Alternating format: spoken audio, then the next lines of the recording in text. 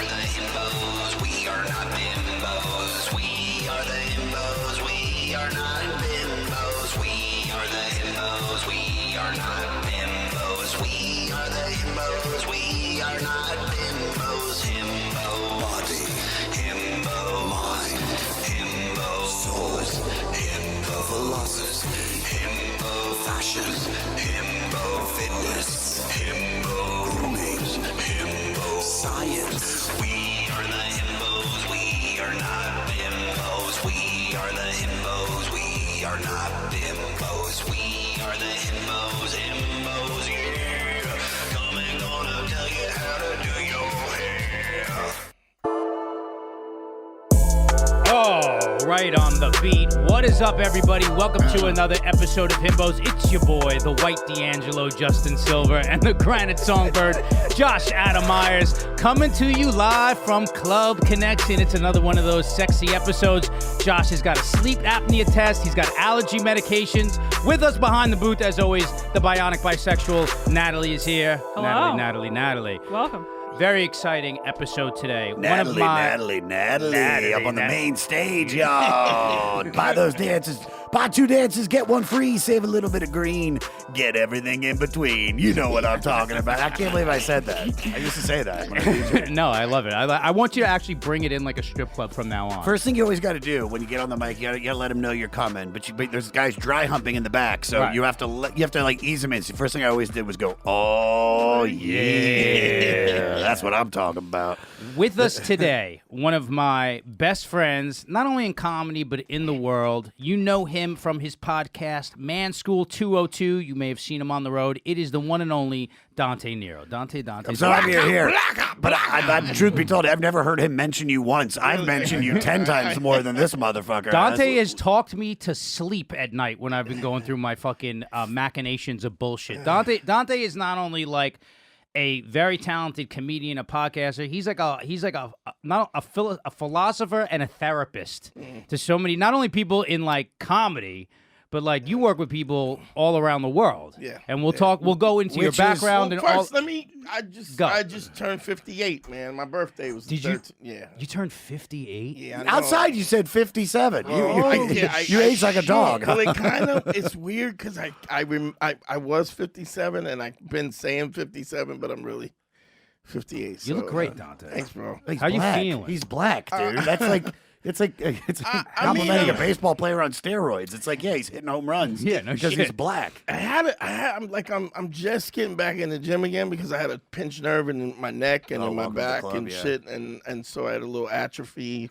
But I'm feeling good, man. I got a 3-year-old. Yeah. Because it works. Huh? Yeah, I know. I left it in. I know. And Felt good. He's beautiful. He's beautiful. She's beautiful. Yeah, and so I'm trying to, I'm trying to get a couple more sunsets in. You know what I mean? For him. You know what somebody once said to me on the 500, my other podcast? We were talking about life, and he said, when you think about it, how old are you? I'm like, well, I'm 41 at the time, and he goes, you might only have about 40 more summers. Think about it like that. Enjoy every one because you might only when you have. think about it that Yeah. way, that's from that movie. That's from the Yeah. movie Rumblefish, where like, Yeah. what's his name? You're innocent when you dream. The singer with that voice like that. Tom Waits? Tom Waits is cleaning the counter. He goes, What's he He goes, building one in day you there?" wake up, you're 45. You're like, shit, I only got 35 summers left. Yeah. That's what that's from. But I was like, when you think about it in terms of summers, you're like, think about it like this. I'm 46. I've only had 46 summers. I think Really- about it in terms of Yom Kippurs. I go, I have about 35 Yom Kippurs left and 12 Arbor Days. Dante, but like the shit you've done physically, I don't know like if you know, but Dante not only a male stripper, but was also like a fucking owned a bouncing company. And he had there was like a documentary series It's done online. It's on called your Bounce. called It's Bounce, online. and you see this is badass. If we talked about this on other podcasts you've been on, but you see Dante was like the manager of like crew of fucking badasses. The one dude Tillery was like 6'7", and Dante and him are like sparring, and Dante can put like back in the day. Put your leg Yeah, I could go like, perpendicular. and just kicks him in the arm and breaks this motherfucker's His arm. shin. It was his shin. His shin. Yeah. You could high kick, fold the foot, and like hold it up. Dude. Not now, but I mean, I could get back there if I 6 months I could get back there. Dante's a real fucking dude. You could split, dude. No, fuck no. So you get your leg all the way up there, but you can't do a split on the ground. You I could mean, kick somebody in the head from standing. You could in the day. You could do that. Yeah. Yeah, I would Dante's a axe badass. kick. I would axe kick. That was my Look at bring him. it up and just drop it. Oh, on. you'd kick the leg up and then you'd hit and it. you bring it up and then you just drop it on. He's there. like the real life guy that would be with Conan. You know what I'm saying? Like the other guy with like the dude. club. Like he's that guy You're Will in real life. Chamberlain. you're the destroyer. If only. And I think he has apnea, just like me. We're gonna find out. Explain. Because So you wanna I wanted. Justin does not want me to talk about. No. this. I do not want you to talk about it. Because I want the fans to Talk know about that I am a human being. I know you put me on this pedestal. You think he's a rock god? You think I am this, but I got hemorrhoids, just like you. Not anymore. Not anymore. Well, my ass did bleed two shits ago, and that's not a good sign. But it stopped, and this last BM was fine. It's too much.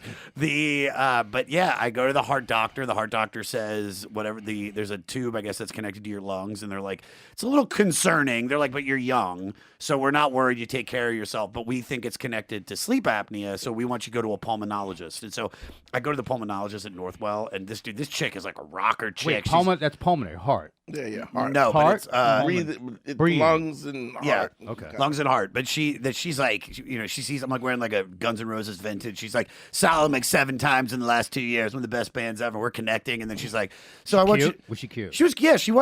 She was cute, but it's one of those things that when you're at the doctor, all sex is like It's off the it's table. off the table because Should you're be. worried about. It's a scene from Eyes Wide Shut where Nicole Kidman and Tom Cruise are fighting, and she's like, so you don't think? Look, what do you think in your head when you're touching a girl's boob? And he's like, or what does she think you're thinking, or whatever? She basically explains it like he's like she's not thinking about sex because she's worried I might find something.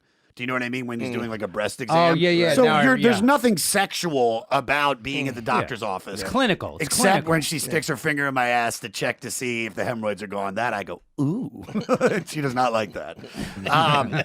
But yeah, so she's like, I want you to do a sleep study. My insurance. You don't like it when you're like, but you don't even know my last name. I'm like, You don't even know my favorite color. fuck. You do like every point you go, oh, fuck. You're so in me.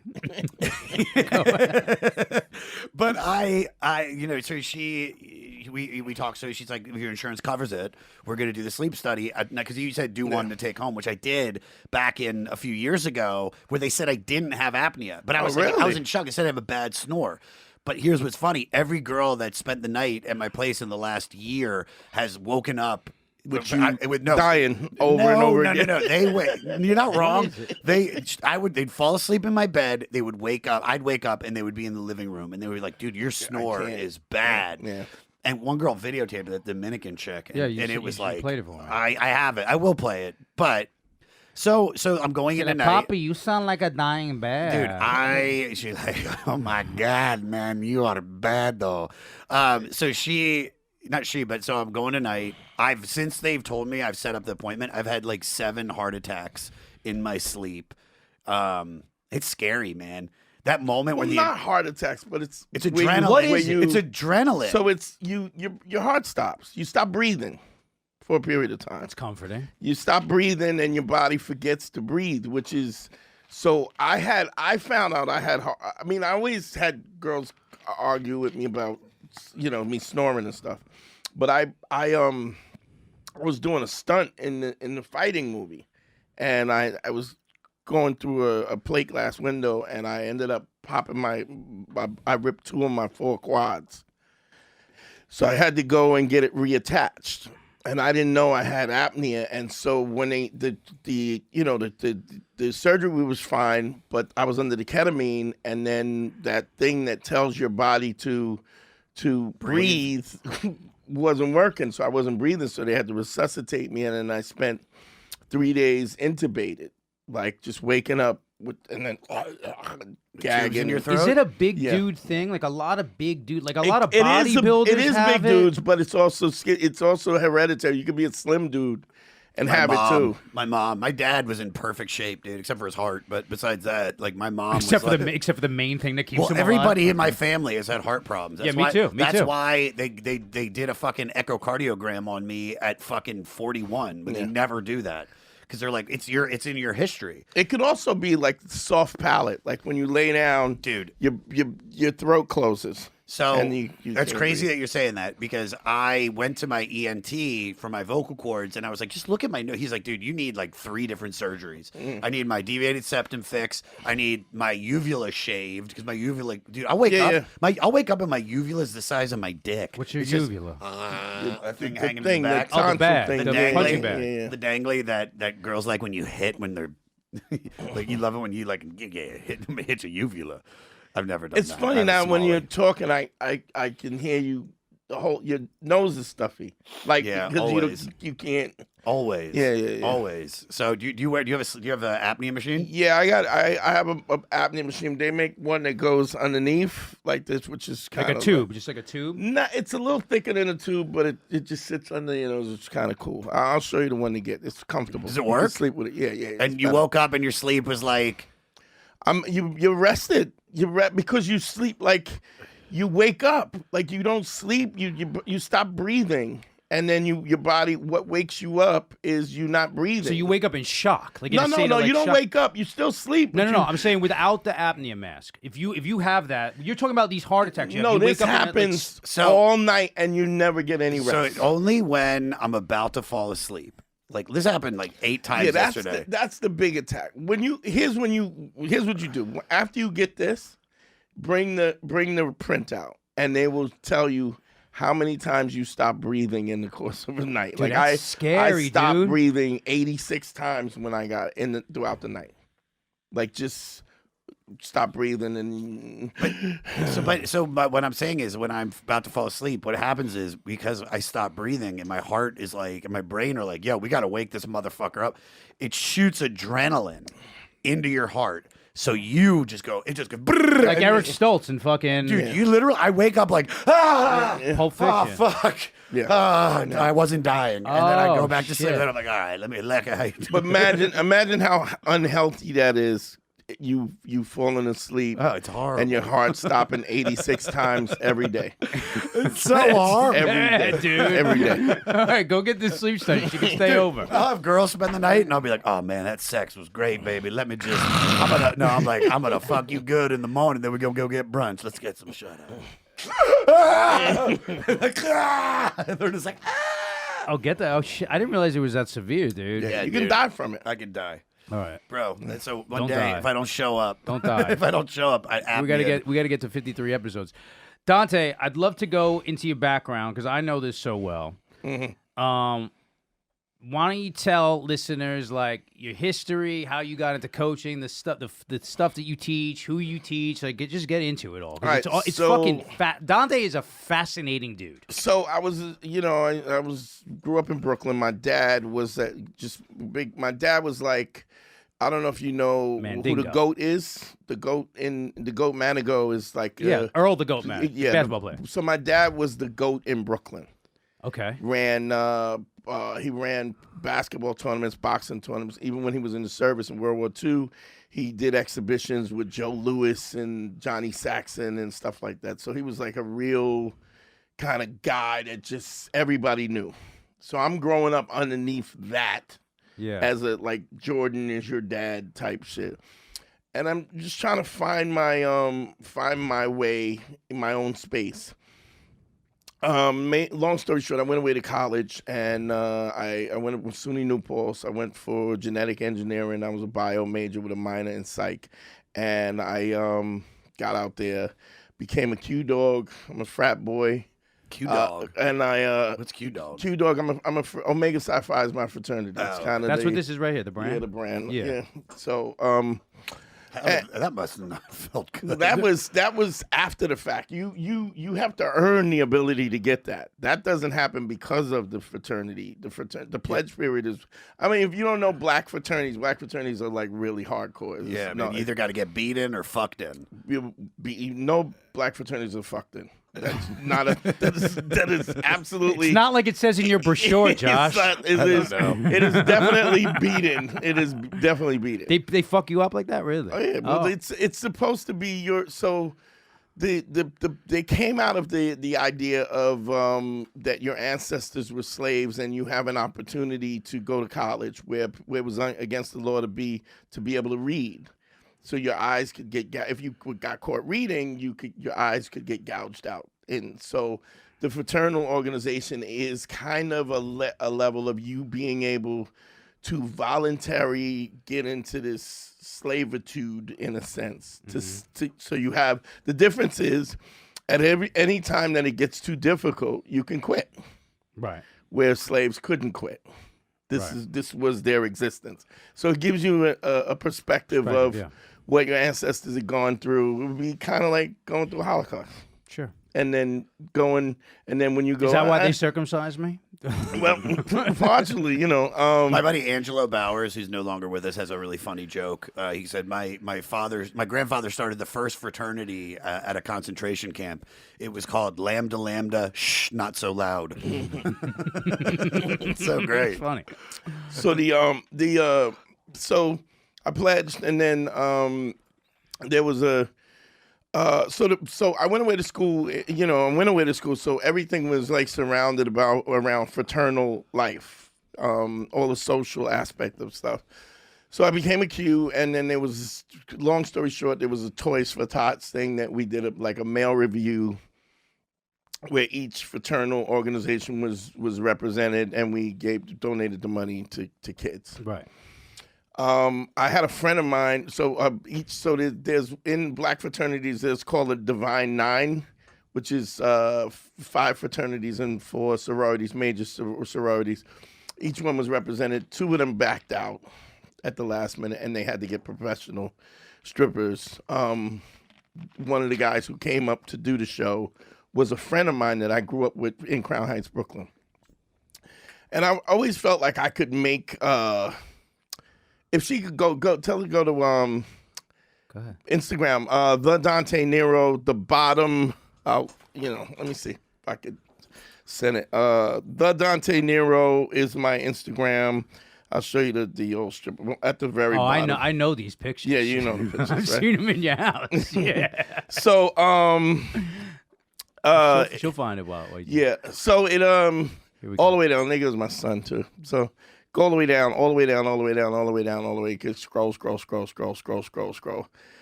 Our internet sucks here. Yeah. So fast forward, I did this strip show and I wanted to make some extra money. When I worked with emotionally disturbed kids while I was there, and then I kind of got burned out and I left school and came home. Doing what with them? I was a primary foster care parent. Really? Yeah. So I would away with kids. I was like in the home with them 3 days a week. I lived with them 3 days a week, and then I went to college. The rest of the days I went to do a class. Okay.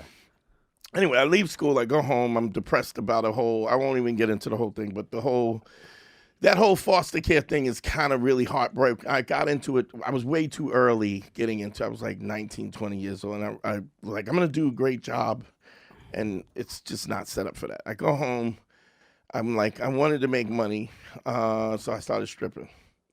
And at the time in Brooklyn, not in Brooklyn, but in Manhattan, you had it was kind of like small regions of wrestling, like pro wrestling, where you had different regions of pro wrestling. I found the bottom if you want me to. Yeah.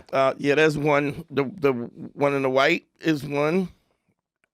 Wait, which one is you? The one with the white. You're the light skinned dude? Yeah. God damn, you look like the guy that sang and all Look the at that. Warren G. What's that guy's name?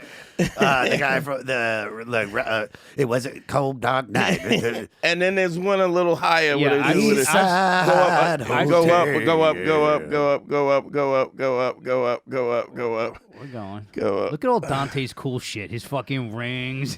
It's like Look at Dante's jewelry. It's 9 pounds. There it is. That one to the left. Prince Mandingo. There you go. That's what I said. Prince Mandingo. I thought your dad was like the original Prince Mandingo. Well, no, was I wrong about that? No, he took pictures. Look at that. Look at it. Look at Dante. He took pictures at the time. Like an African war chief. Look at him. I used to wear a headdress and some wrestling clothes, and my dick's 9 inches, don't you know? That was fast. So I started doing that, and then I started a group. Like a male review group, and we did it like freelance, and they were like different regions. What are you dancing to? What's the music? What's the music? House music. Like digga digga digga digga digga digga. I mean, it would be pre electro. It's just the rhythm of the night. Not quite that. A little more drum kind of shit. More Yeah. tribal, a little more tribal. I don't have my music in front of me. Shit, I don't have my music, but we get it. Work It to the Bone. Collab- if you could bring that a up. little, put some work into the bone on. Work It to the Bone by LNR. All right, put some Computer love. You're doing that kind of shit. So I started doing that, and I ran a group, and I had like 13 members, and then we produced shows. And at the time, the promoters would produce the shows, and then we kind of took over the whole business by producing itself, because women would prefer buying tickets from the strippers. Then that would be more like. There we go. Oh yeah, I get it. So I used to listen to this in the 90s when I used to go to fucking wetlands and shit. Oh yeah. Oh, hell yeah. But Dante used this when he was a part of the Wu-Tang of male strippers. We got 13 members for all the 13 dicks of Euripides. Josh would have been a dope MC. Yeah, you ready to see Prince Mandingo? He's gonna dingle dangle your wangle spangle. Come on, ladies, throw those dollars. So I was doing that, and then right around the time, so we were making money and traveling all over, going, we did a couple of trips overseas in Switzerland. And Hey, shit go like on that. tour, dude. And, did you ever go to like Asia and they were like, "Oh, Prince Mandingo"? We almost went to Japan. We almost went to Japan. We didn't make it. You have very big penis. I have very small penis. Oh, it's so small. You fuck my wife. That's my Americans favorite. have very big That's penis. my favorite South Park. Oh, it's the best. Oh, dude. what is it? It's South Park. It's where it's like he was like, so small, so small. Americans have very big penis. I have little penis, and he has tiny penis. It's so small, so small. I watch South Park every night. Every night to go to sleep, I watch South Park or The Simpsons. It's like they're trying to con Americans. And then they go, hey, we don't like how you're taking control of our children. And but we could never take care of your children because we have such small penis. Such a penis. And they're You have very like, big penis. and they're like, yeah, I guess so. You know that's a true guy. Yeah, Like, yeah. In the background is that they were in Japan or China, wherever it was, and there was with a buddy, and there was this guy that was taking him around, and all he did was talk about, I have such a small penis. I have so small. You're so big. Mine is so small. Yeah. I think Trey and Matt are just geniuses, beyond geniuses. I've met Matt at an airport in Denver, and I just said, dude, every night I have to fall asleep, I watch your episodes, and he just gave me like a nod, and I was like, that's all I want to tell you. You're a fucking genius. So Continue, yeah. so right around that time, Giuliani, this is weird because of politics. I remember, yeah, Giuliani was cleaning up New York. Yeah, I remember. So he sent out Vice.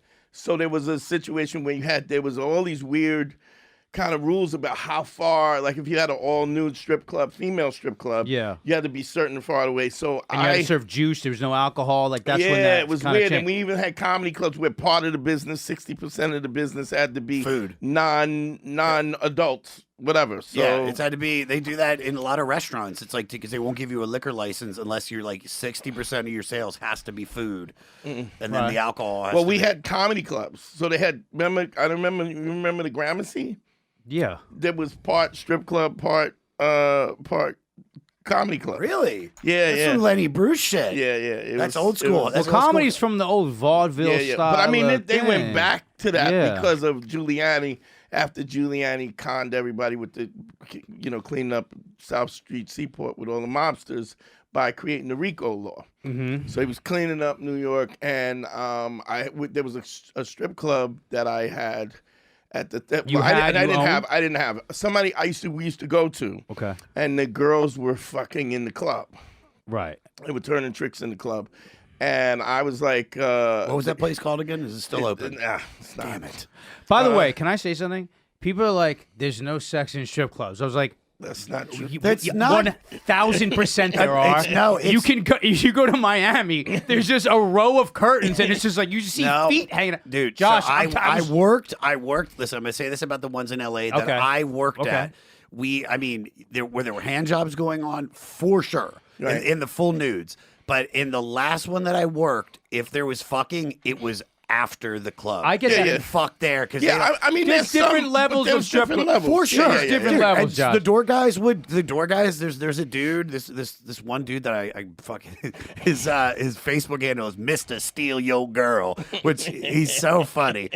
He was like, come on, baby, let's do this. Oh, that's the guy with, if there's no French fry on the thing, I don't want the burger? Yeah. He gave me the best of it. I was like complaining about something, and I was like, I don't know what to do, man. He goes, listen, man, this is what I always say. If there ain't coleslaw on the burger, I don't want hot sauce with the fries. This is advice and I was like, what the fuck does that mean, dude? But he would pimp the girls out and take them to the suitor. Well, that's kind of what happened. The guy paid me to manage the club to stop them because we knew the girls and the girls knew us. We used to go to each other's shows, and they were like, "Could you please? I don't want to lose my business because Giuliani was sending out advice." You get shut down, dude. If they catch you fucking, we caught a girl. I remember we opened up the new club that I was working at called Dames and Games in downtown LA, and for the first year and a half that I worked there, that place was an ATM. I was making $1,000 a shift. Daytime, I was making $500-$600. Yeah. Night, when I worked it 2 nights a week, I was making anywhere from $1,000 to $3,000 a night. And I remember during one of the day shifts, this girl showed up, and she was just so. She was just barking orders about the music, and I want to dance to this. I'm like, bitch, this is your first day. Like, just I'll play the song. And then in the middle of the song, she gets mad at me because it wasn't the right remix that she wanted or whatever. She stopped her shit to complain? She just came off afterwards and yelled at me, and I was like, okay. And then she goes to the back to get a dance, and I swear to God, I just see her, like, I can see her feet hit the ground because it was just a curtain. I can see underneath it that it's like, I think she's sucking dick. And then I walk up, I peek my head, she's sucking dick. Oh my God. I run to go get the door guys, and I was like, go bust her right now. And then she goes in there and she's like sucking the dick. She's like, what? What's the wrong? They kicked her out. Is this the right song for this? Yeah. Oh, I was so happy. And then she still got mad at them. But there's levels. Like, you go to like Miami, there's all these like beautiful Cuban girls who don't speak any English, and it's like that's how they're like paying their whole family salary like that. I like that always, like, my conscience kicks in when it's like we would go. I'd be like, I'll sit up front here. I can't. You don't want to get it, yeah. I just don't want that, because I kind of like, I get like a conscious about, I'm like, I think about like, what's her real name? What's her day like tomorrow? She probably has kids that she's paying. She's going to go pick up after this. I get like, I get my, but anyway, go ahead. So I was doing that, and every time I would, they would give a guy a lap dance, and they just slide the panties to the side, and then they would slide the condom on, and then fuck the dude, and I was like, stop fucking in the club, and then I was like, bing, clearly. They want to fuck. Why not take this out of the club? So I started. I was a personal manager for. You're a pimp. Yeah, you're a pimp. Yeah. Just to say it. You're not doing it anymore. And then, or unless you do, please. I'm looking for a Mexican, about 5'2", slightly chunky, with that little vaccination scar. I just want to come right on that target. You're on fire today, bud. Yeah. John's on fire. He's all fucking. I got my sleep. He knows he's not going to fucking die tonight. Yeah, That's what it is. He's on fire. What if I die there? They're just like, we couldn't resuscitate him. But you didn't have the machine hooked up. We just watch him die. We don't help him. So you're doing this aspect of it. So it gives you, as you're stripping, it gives you the perspective of being being objectified. Yeah. And then when you're pimping, you're on the other side of it, from the managerial and the manipulative part of it, and so it gives you a different perspective of. And this was not what you would consider like drug pimping, where you get it strung out. It was mind shit. Like, you had to, they like, I always say that hookers make the pimp. Like, hookers turn to make you a pimp. You don't know that you're a pimp, but you have a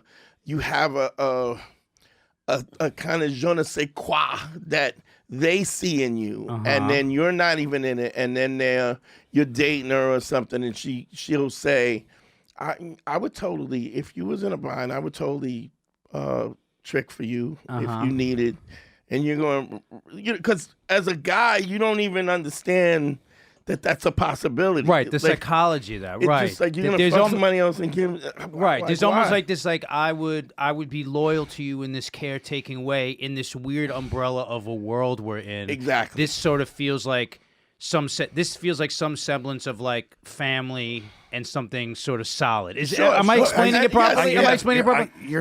You're defending them. Basically. Yeah, well, if somebody fucks with them, yes, it's the whole thing. So it's a relationship. Did you now? On that being said, I got the next follow-up question. Yeah, I was fucking him. What? No, okay, Oh, yeah. that was the third question. The real first question was, did you have to enforce? Yeah. What? Give me a good one. Give me a goodie. Dude, I love Josh today. A dude was so when she got to, if I took her to the place or whatever, she had to call me when she got there. She had to call me when she got the money and call me to come down. And I walk and the guy was choking her, and I hit the. You're like, yo, that's 50 extra. You want to choke the bitch? You got $50. Both hands, 200. And I beat this dude with a phone, with a Bakelite phone. I don't know if you know the old school. Yeah. Those phones are made out of Ring. That phone. This guy. Yeah. So those are made out of what you call heavy, Bakelite, dude. and I beat the shit out of a dude like that. Just any problem he had. If a dude was giving him a hard time, I had a lot of street knockouts. Yeah. When I was just No, I know that. in general. It's fascinating. Dude, Justin's because, getting hard right now. No, it's listen, man. Keep listen, going. for those who don't know where this is going, and this is why I'm excited about this episode, because I know Dante as like this. He's like the North Star for so many of us. Where he's got. There's always like this balance of like you said, like you work with like kids in trouble. You've always been a badass and a nurturer at the same time. And all these things that you've done have like, it's like the confluence of all these things that have made this like philosophical person who so many of us go to, and you have this incredibly strong moral compass that when we start getting into these questions, you're all going to see this. So we're going to do this as a double episode. So just like keep listening to this. Like I'm excited for where this is going to go. It's getting good. It's gonna get fucking. It's already good. It's gonna get. This is going deeper and deeper and deeper. So continue, please. I can't help falling in love. I go deeper and deeper the further I go. Kisses sent from heaven above. It gets sweeter. It's 15 my favorite. 15 seconds, It's my Josh, favorite we'll get Madonna song ever. So This is how we have to do this. I know. This is how it goes. It's the only way I'm going to be here. This is my So child. you're doing that for a period of time, and I just didn't have the spirit for it. Like there's a Beating people. I mean, that'll break you. Yeah, I mean you just get to the point where you know that this is an immoral kind of unethical thing. Yeah. The thing that really fucked me over, I sent a bunch of girls with a bunch of drug dealers. I won't say the drug dealers, but well-known New York drug dealers to the Poconos. And I was like, y'all go, you stay together, you leave together, everybody. And there was this one girl who stayed with the main drug dealer. You told me this story. Yeah. And she stayed, and all the girls came back, and I was like, well, where's her name was Sugar. I was like, where's Sugar? And then she's like, well, she stayed with the dude fell asleep. The main guy fell asleep, and then she got raped with a broken. She didn't get raped with the broken Moet bottle, but they held a broken Moet bottle, and they all kind of raped her, and she kind of snapped. And she stopped stripping and stopped pimping, and then I just was like, that's too dark, too. Yeah, I was just like, I don't want to be part. I mean, don't get me wrong. They were going to do what they were going to do anyway. They all, if they were selling pussy, they went someplace and sell pussy or whatever. If they were stripping, they were still stripping. I just didn't want to be somebody that facilitated it. I didn't, you know what I'm saying? Yeah, of course I understand what you're saying. Ethically, I just couldn't do it anymore. And so even after when I started doing comedy, when guys would call me, yo, can you get strippers for a bachelor party? I would be like, I wouldn't even hire that. Right. I just didn't want to be part of it Right. at all. And so I just got out. I just got out the game. Was it hard to get out? Is that like It was easy. No, because you have all these other things too. Not only, but I was so fucked up about this. About the whole process of this. Yeah. It was just really it was easy to get out. And I was having this kind of ethical and moral dilemma about doing it anyway. Just you're in the game.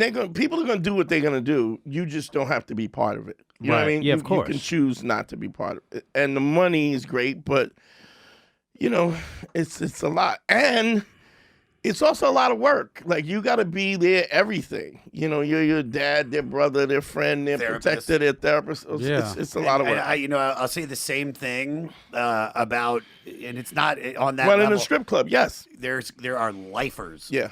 Guys and girls. But the guys, especially those managers, those door guys, there's a DJ. What I used to do in LA after I left, I was like, I'm never coming back here. And what I would do is once every 6 months, if I was doing a show in Anaheim or in San Diego, if I was driving back and the club was still open, I'd pop in, just see everybody's still working there. Same people. 2-3 years later, same DJ that wanted my shifts and basically got me fired. And I it wasn't like I'm better than you, but it was like I'm not going to be that. Right. And because there are people that are still to this day at that club, strippers making money, getting older, but they're doing a lot more shit, a lot more skadoodles than they're fucking just doing dancing. Yeah. They gotta make up for like those stretch marks. Money. Honestly, I'm saying money, like real. Money is addictive, man. Well, here's the other thing is you talk about that even in the context of that. I remember there was a girl who she was waitressing, and she was like, I don't make enough money. I want to strip. Yeah. And she I know went, 8 girls like that. right? And Go ahead. Finish the story, and then I'll say. So she went up on stage, and all the girls came out, and the bouncers and everybody was like, "Go!" And they were all supportive, and they were right. And then I'm managing, and they go, Legs is downstairs. She's crying. So I go downstairs, and I'm like, hey, "What's the matter?" And she's like, I just don't feel right. I go, listen, you don't ever have to do this again. You can still waitress. Whatever you want to do, whatever capacity you want to do, you can do it, right? I quit the job. I go back 2 years later. There's a locked door party where in the 90s they would do these locked door parties. Yeah, we used to have those too. Where it would just be a fuck fest. Like they would do stage shows. Perfect, a private event. Only the biggest spenders, and they serve alcohol. And they would straight fuck. We did that. Lock the doors and straight fuck inside. And Like an orgy. Everywhere. Well, you still went behind the door. You had They had a room and door. Yeah, and it wasn't like people were fucking out there. But, Okay. dude, it was like I worked a couple of those, and it was like we would get thousands of dances, on the board. Yeah. And everybody made money because it's just alcohol. We're feeding them alcohol. Where for were free. you at? Where were you at? I worked for the Spearmint Rhinos in Los Angeles. So I worked at first club was Root. First club that I worked at was a shit club called Desire, which the drug dealers basally ran it. And I mean, I was threatened with my life. Coke dealers for the most part, right? The gangbangers, like Okay. MS-13, 18th Street, whatever the fuck. And they're they called. said they laundered their money a lot. But dude, it was like I remember one night I was supposed to I'd get off at 2, so I could because it was not a weekend, and I had to get headshots the next morning at 9 a.m. And at 1:45, one of the drug dealers comes up to me. He goes, "Hey man," he's like, "You're not leaving, Holmes. You can keep playing music for us." And I'm like, I gotta go get headshots. He's like, and basically he's like, in his eyes, he's like, "Yo, I'll give you a headshot if you don't fucking play." Yeah. So I stayed. Then I left to go out of town for a week, and I got my shifts covered. When I came back, they had already hired somebody different because they were a piece of shit. I went to Rouge, which is a Spearmint Rhino subset, a shittier club. I applied, and the door guy, Cello, was like, "Yeah, man, we're not hiring." And I go, "Oh man, that's too bad." And he goes, "Wait a second." He's like, "Come in there. I got to hear that voice on a mic." And I go up there like, "Oh yeah, you know what I'm talking." He's like, they fired somebody else and hired me because of my voice. I worked there day shift, and then they opened up another Spearmint Rhino, but it was a topless sports bar called Dames and Games, and I worked there for 3 years.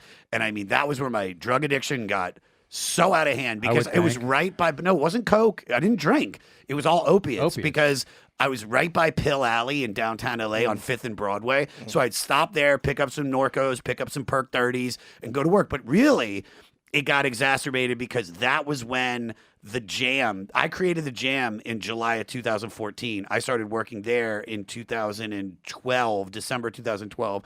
I got new faces in 13.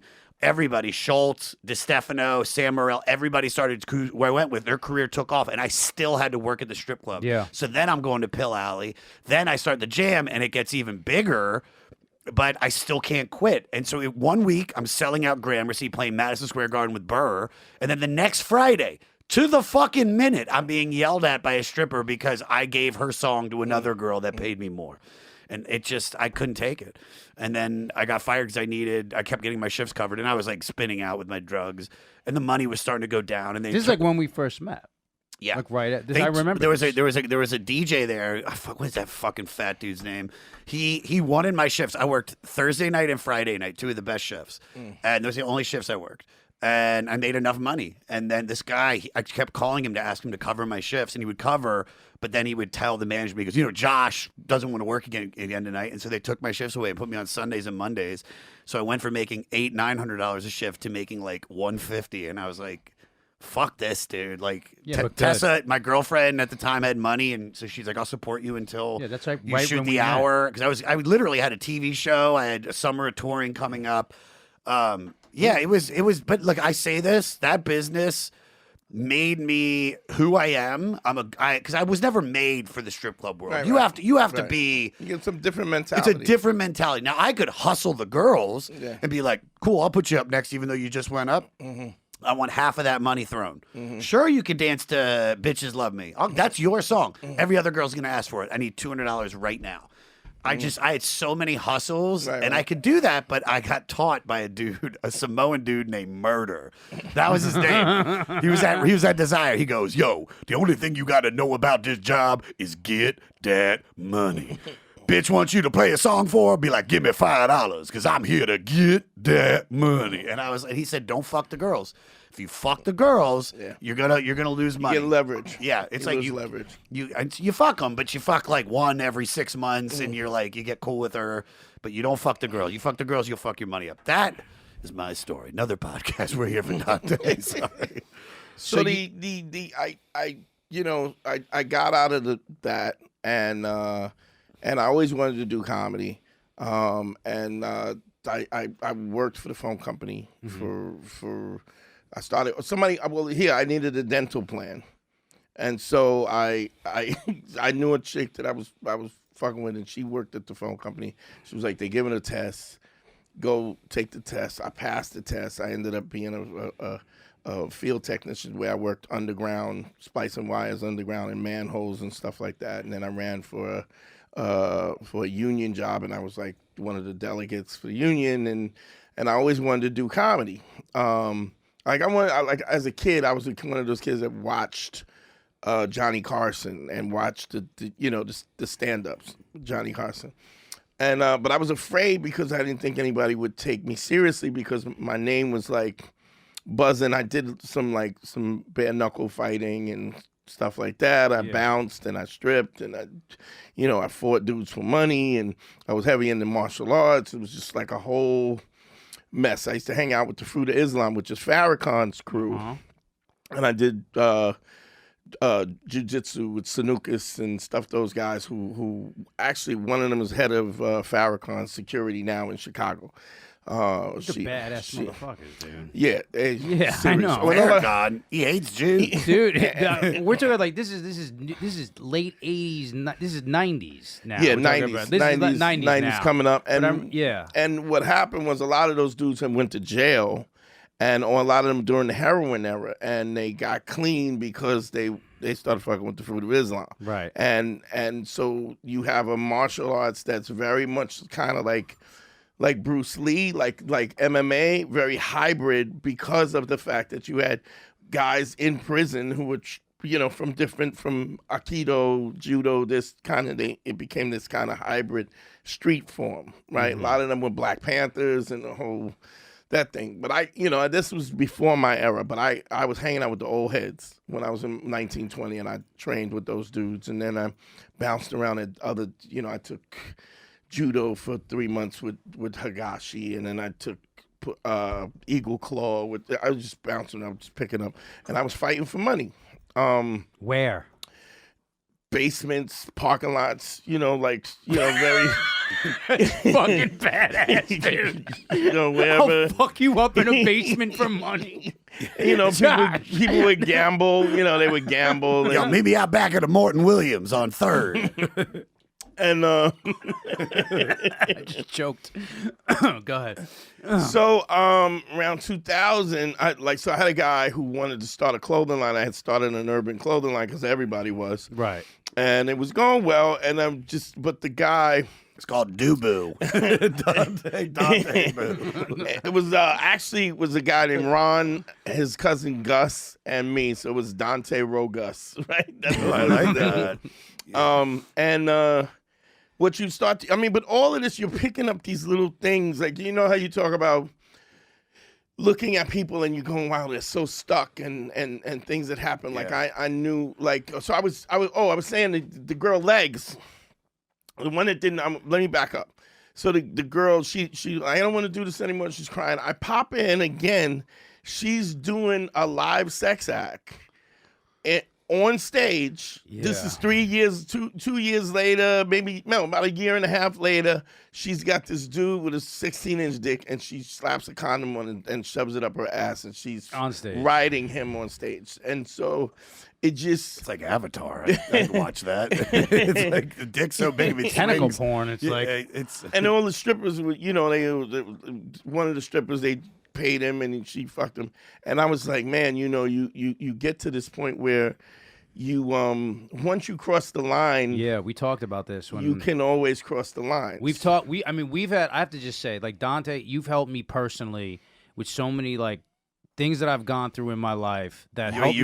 You were about to go on stage and take a 16-inch I was going to go on stage and take a 16, think I might, but no, he's helped me, whether it's like relationship stuff or like masculinity stuff, just like coming of age stuff that like shit, growth is not linear. Yeah. So there's a lot of stuff like I've learned later in life, and you would help me through those things where it's like you would talk to me like from your own personal experience about like things that I've done, women that I've been with who have like, there have been aspects of my relationship with them where I was like, there was shit that I couldn't handle, and you explain these things to me from like your own personal perspective, I've been through and it. they've been and fucking I made the meaningful, mistakes. dude. I know. You make mistakes and you just learn. And I always say that if you're a human being who's willing to recognize that you made mistakes, apologize for them, and then do better, you can't be more perfect a human being. There's no human being more perfect than that. Nobody's perfect. There's no. I always say that. There's nobody. No. There's everybody can get girls at 10. Josh has sleep apnea. He's not perfect. I'm not. Everybody. But I always say just like you. Guys are like, oh, that girl's a 10. I'm like, there's no such thing as a 10. No. There's like a 9.9, but there's no 10.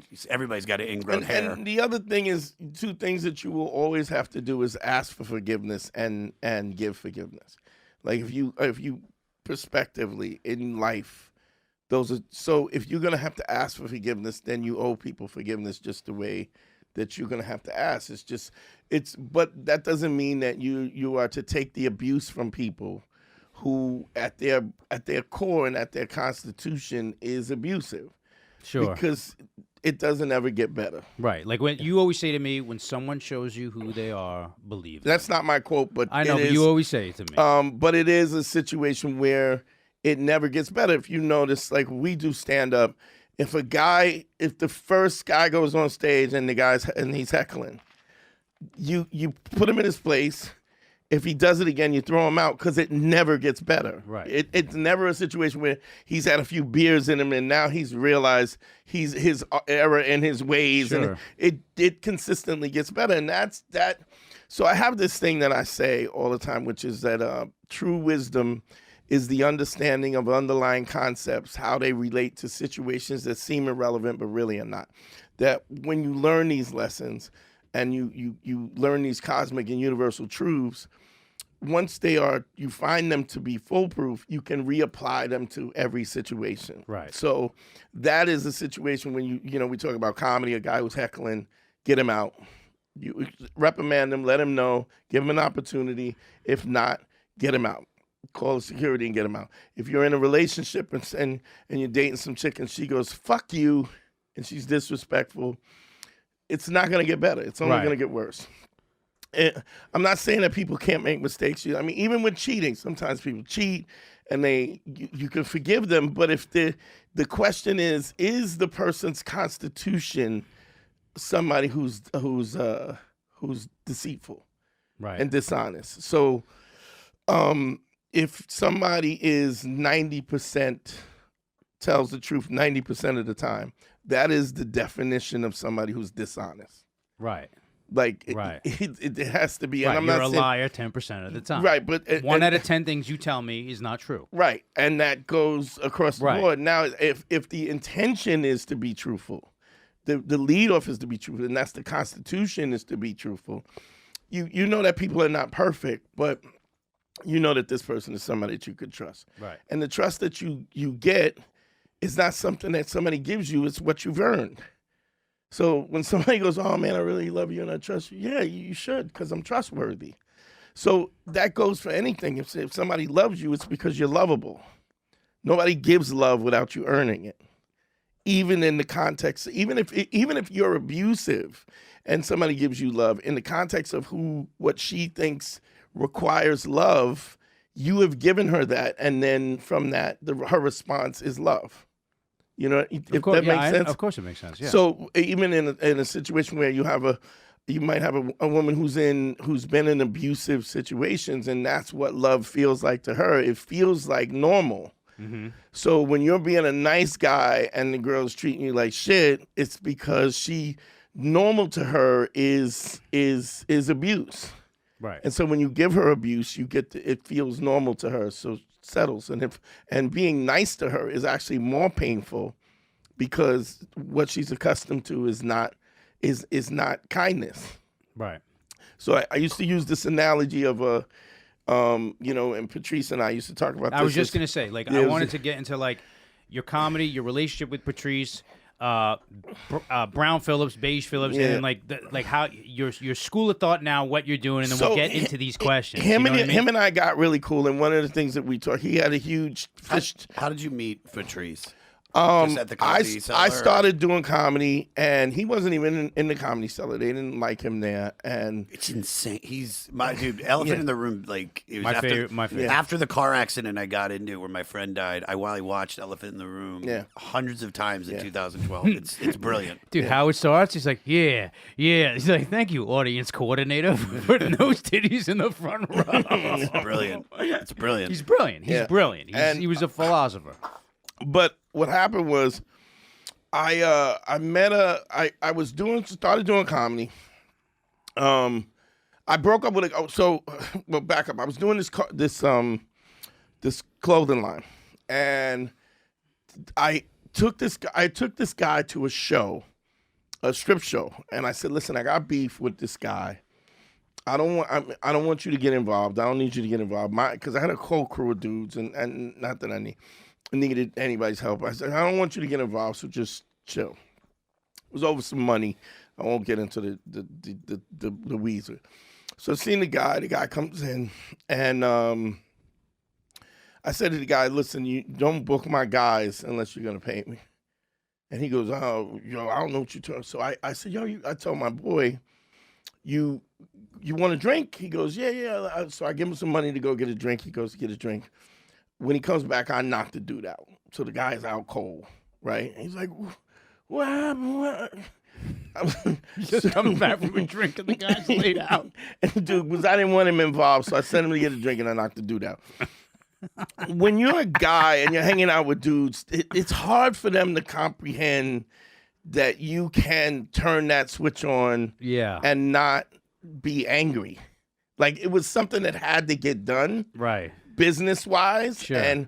And so when guys see that, it's if they don't have the ability to that, they have a fear for you. So once we did that, and then we were in the business, he just would give me opposition for everything. It was like, "You're not going to control me. You're not going to." So if I said that the hoodies was supposed to be blue, he would say red. If I said zippers, he would say buttons. It was like he just kept fighting me, and we were trying to do a business together, which actually was pretty successful. Josh, you know what? You gonna knock me out? Yeah, I think I'm going to start knocking Josh out when I go, hey. 2 episodes ago, we don't know when this is going to air. He said he boxed, and I slap boxed him for 8 seconds, and he didn't defend one punch. I didn't. He was like, he's like, oh, I heard my funny I'm going bones. to start fucking knocking Josh out. Go ahead. You do that while Lekka's here. See what the fuck happens. I would never. See what the fuck happens. She'll never. lick you to death. I'm not going to let her see who the real daddy is in the show.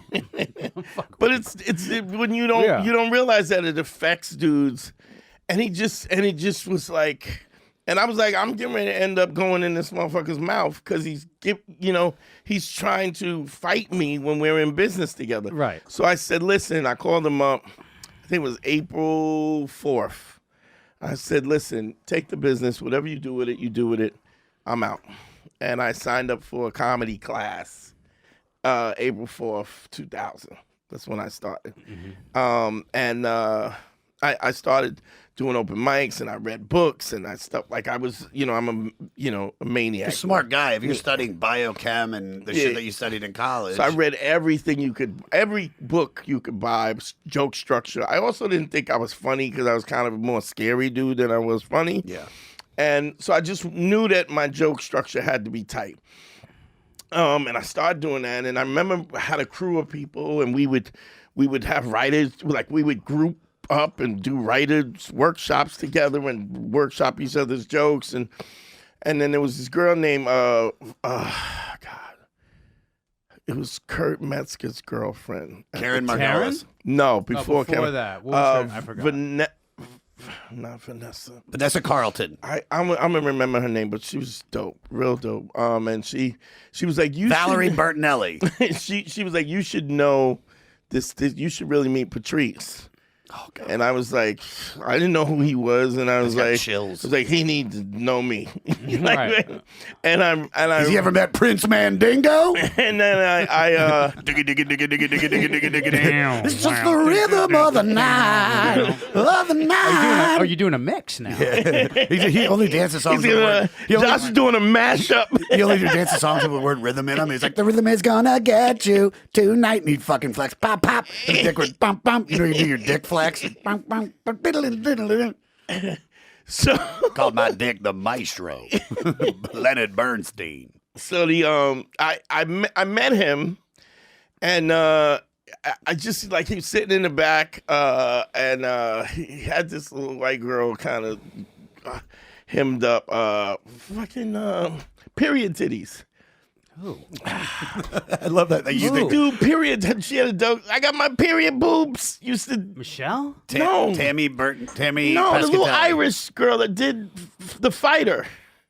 Who? The movie The Fighter? Yes. I don't The remember. little Irish girl.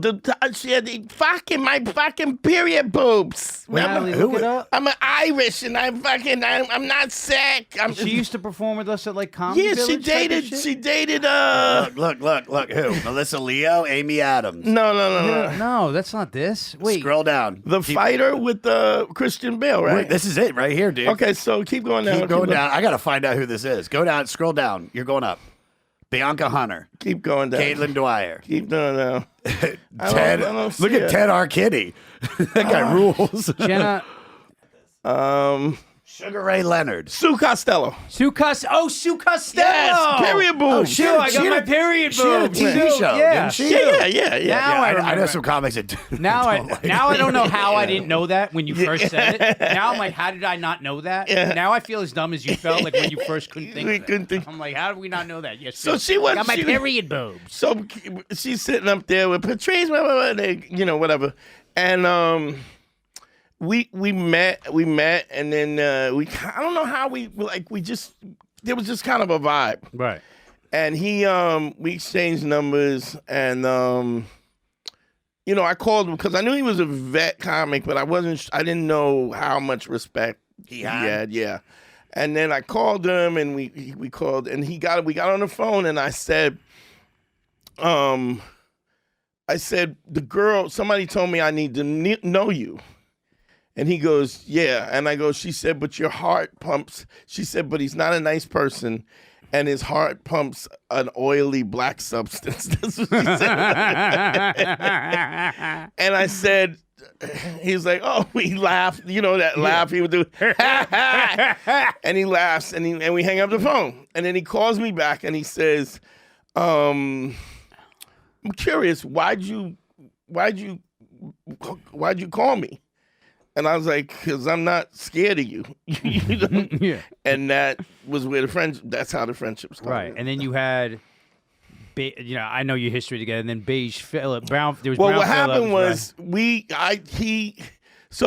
he was starting to blow up, and so he was getting laid and stuff, and there was a girl he was fucking in Brooklyn, and he asked her, did she know Prince Mandingo, my alter ego? And she lost it. Like, he was in bed with her.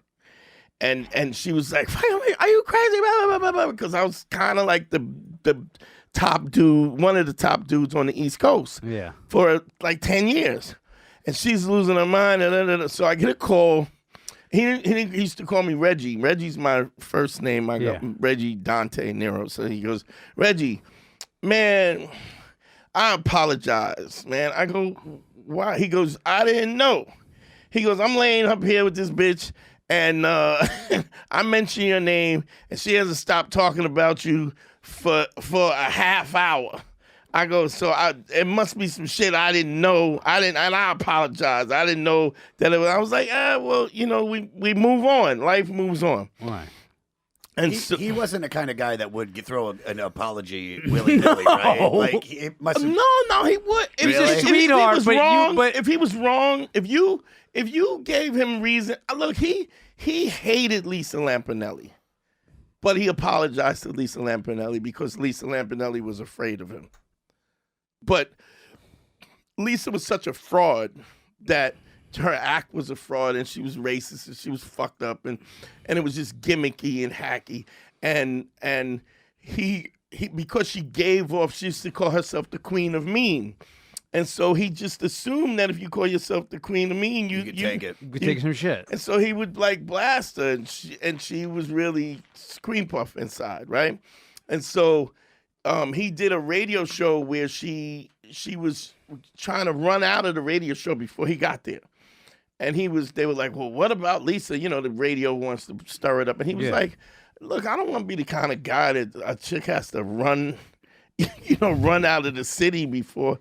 He's not, I don't want to be that dude. And he apologized. So he wasn't, he was a hard dude, but he was a fair dude. I thought he was a fair dude. I thought so, dude. I remember I used to host for him when he was at Comics, and he would sit in the back of the room with his arms folded, just watching. And he would and then hate he me. and then he would come in the room. He'd be like singing and he'd be like, shit. Justin, come here for a minute. yeah. He'd be like, come here for a minute. Come here for a minute. He goes, this corny shit. And but he was like also like an animal lover and a vegan, so he would always do my like dog charity shit. Like he was great like that. Yeah.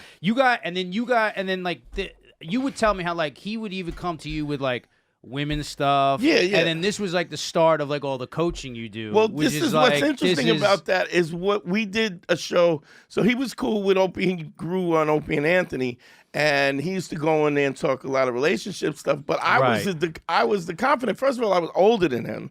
Right. Plus, I had pimped and all kinds of shit. I had experience. You Plus, pimped, dude. I was married, and I had a stepdaughter at the time as well. Right. I remember you would take that. That's a beautiful part in the documentary because you see. They paint this light of Dante. You like see that he's like this force, right? And Dante's like fit and intimidating now, but this is like I love you looking right at the camera. Put him in this, it. dude. I'm sorry. I'm like looking. No, dude, don't break. I know how to. I know how to talk to the fourth wall. But like you have to put him in like in his 30s in like the height of his like you at your prime, and then you see you like cracking dude. I remember you're like this one dude's talking shit. You're like, I'll break your motherfucking jaw, and then you see him like with his little daughter on the back of the motorcycle. He's like, this dude's awesome. And so what Patrice was a guy he wasn't a guy who got girls, like, because he's a big kind of hulking dude. He's not like a smooth dude. Yeah. So, and he used to talk about that. He was like, and so, I remember he met my first wife. When he met my first wife, my first wife was smoking hot, and he was like, how you got a wife and a car and because that's just comics. But I had a whole life Right. before that. And but comics kind of think that your whole life is just this. Sure. When it could be so much more. I had a whole life before that. Yeah.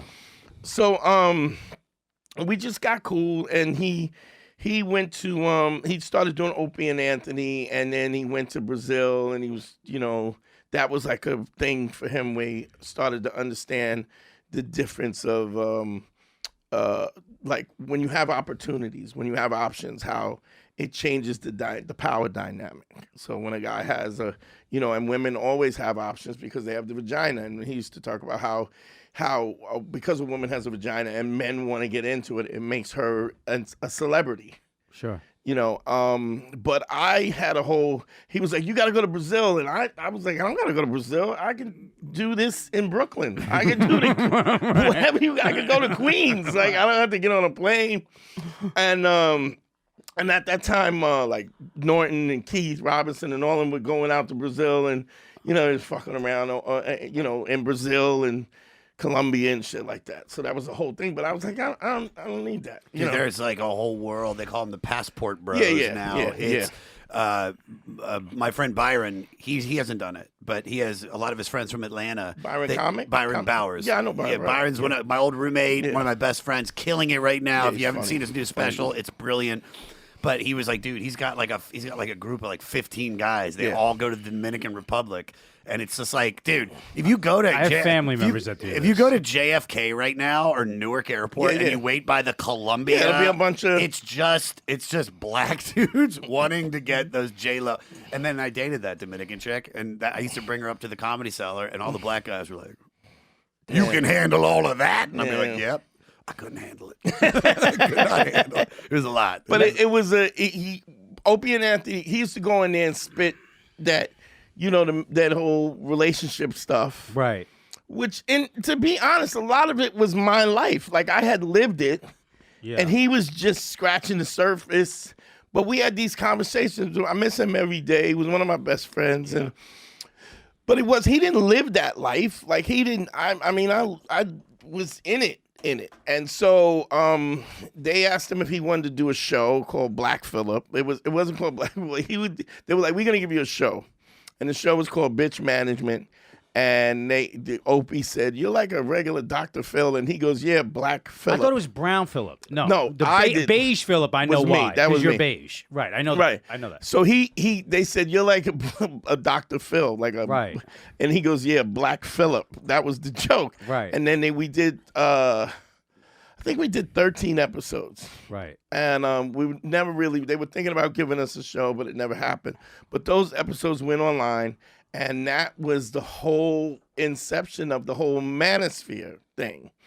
The Rolo, the Fresh and Fit, Kevin Samuels. You know who these people are, right? Yeah. Okay. Kevin Samuels, Sneeko, and I know Kevin Samuels. He was like a legend. Yeah. He died, right? Recently? Yeah, but he was spitting. He used to quote Black Phillip show. Right. That the red pill, blue pill shit. All like, that red all blue, that stuff right. That stuff came from that because what is the red pill, blue pill shit? Red pill is that you don't. It's like the truth. Like in the Matrix, it's like the truth. It's like you don't have to put up with women's nonsense and the fact that they hold you hostage over or hold a pussy hostage and whatever. You don't have to deal with that. Which also the incel thing came out of that as well. The whole involuntary celibates, like that was as well, which also was the Proud Boys. That was the inception of the Proud Boys and stuff.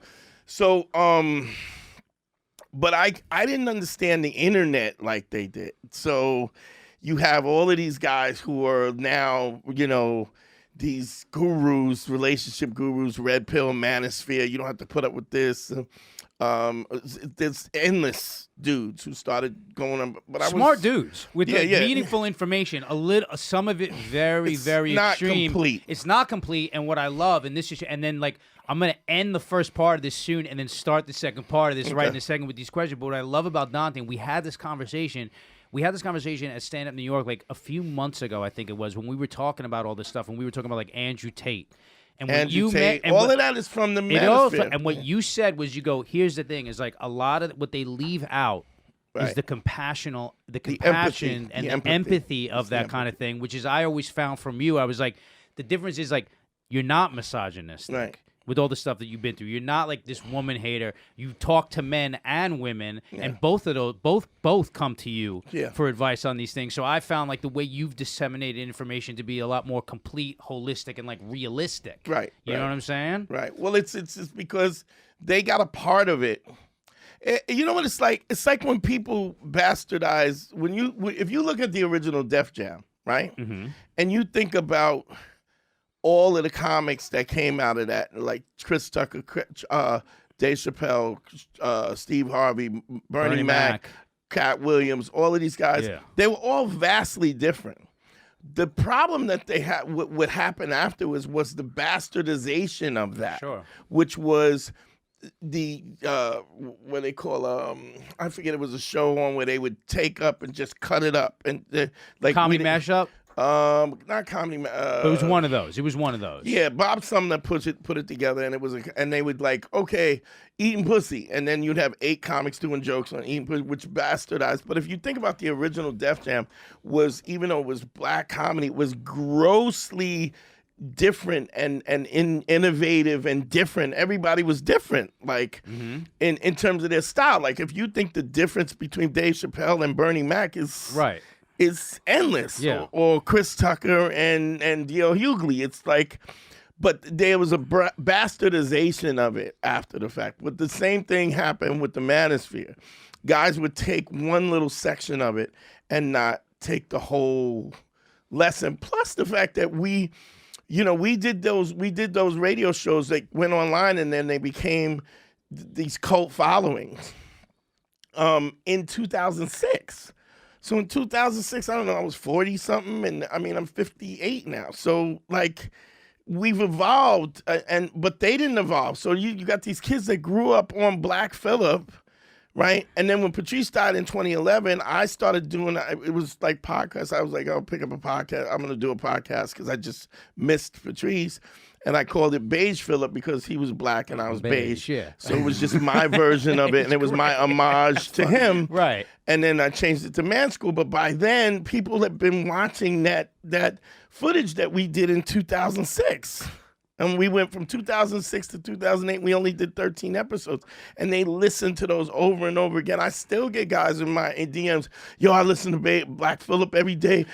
And I tell them, stop listening to it. Dude, I have people, I'll say this. I have friends of mine who are going through, in particular, I have a friend who, like, he constantly gets in these relationships where these women just, like, treat him like doormats. And I was like, dude, listen to Dante's shit. Like, it's not in this way of be like, fuck this, I'm going to dominate it. It's like this way to, like, get your mind right in like, relationships so you understand where, like, north is. You know what I'm saying? Yeah. We have a ton of questions for you. Sure. So what I'd love to do is this. I'm going to end this episode right now. Let's go to, like, a quick plugs. Josh, you and I will just do ours quick. Dante, first, for people who just listen to this part, tell people where they can find you, where they can hear you. And then on the second part of this right now, we're going to go into all of your listener questions. So for those of you who are only listening this week, you have a reason to tune in for next week. Okay? Dante, go ahead. Tell everybody. My podcast is Man School 202.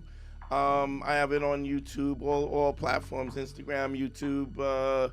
Also, my YouTube page is Dante Nero. And if you want to get a consultation from me, you go to DanteNero.com and click on consult. You can talk to me directly. There you go. And Josh, go ahead. Give him a call. At Josh Adam Myers on all social media, joshadamyers.com for tickets. I'll be in Toronto, Montreal. I'll be out with Burr. I got a whole bunch of dates, depending on when this comes out. But one of the thickies is July 28th through October 15th. I am hosting the Jelly Roll Backroad Baptism Tour at 44 different arenas around the country with 3-6 Mafia, Yellow Wolf. It's going to rule. I'm stoked. And you can find out all the info at joshadamyers.com. But I have another podcast, The 500, where I'm going through Rolling Stone Magazine's list of the 500 greatest albums. I've been doing it for a while, and it rules. Go to the500podcast.com for info. As for me, it's at I am Justin Silver on all social media platforms, IamJustinSilver.com. I've got dates coming up all through the summer, so just go go through my website or my social media. You will see all that posted there. For this podcast, guys, thank you so much for liking and subscribing on YouTube. Thank you for the 5-star ratings and reviews on iTunes. Thank you for screen capping your 5-star rated review and then DMing me the picture of that so that I can interact with you and ask you what your address is and send you one of those retro Himbos t-shirts. And also, thank you for joining us in the VIP section here at Club Connection, which is the Himbos Patreon, where you get everything from bonus episodes, bonus content, product reviews, playlists, customized songs from the Granite Songbird himself, and so much more. Are you going to give a philosophy quote on this one real quick before we go to the next one? I'm pumped on this one because here's what we're doing. We're running straight through, so this one's going to seem like an abrupt ending, but we're going to pop the next one up. Before I give you the quote, we want to see how you're listening to the podcast. I want you to screenshot what app you're using with tag Himbos podcast, tag Justin Silver, Josh Adam Myers, and we'll pick a winner and we'll send a t-shirt. But we want to see how you're listening. And one more thing, because this post the stories. Because we're doing this episode like this, what I'm going to do is on Patreon, I'm going to release this straight through. So if you're listening to this right now and you're like, you want to hear the second half of it, I'm going to put that out on Patreon, and the other second half is just going to go up next week as a regular episode. Not trying to be manipulative, but because we're on a roll, I don't. For those of you who are on the Patreon, I want to give you something of value. Is that fair, Josh? Sure. Thank you. Okay. If not, I'm going to fucking knock them out. Here you go. This is a good quote. I don't know who said it because I don't have time to. I don't want to lose it. Be the reason someone smiles today. And with that, we will see you next week. We are the Himbos, we are not bimbos. We are the Himbos, we are not bimbos. We are the Himbos, we are not bimbos. We are the Himbos, we are not bimbos. Himbo body, himbo mind, himbo souls, himbo philosophy, himbo fashion, himbo fitness, himbo grooming, himbo science. We are the Himbos, we are not bimbos. We are the Himbos, we are not bimbos.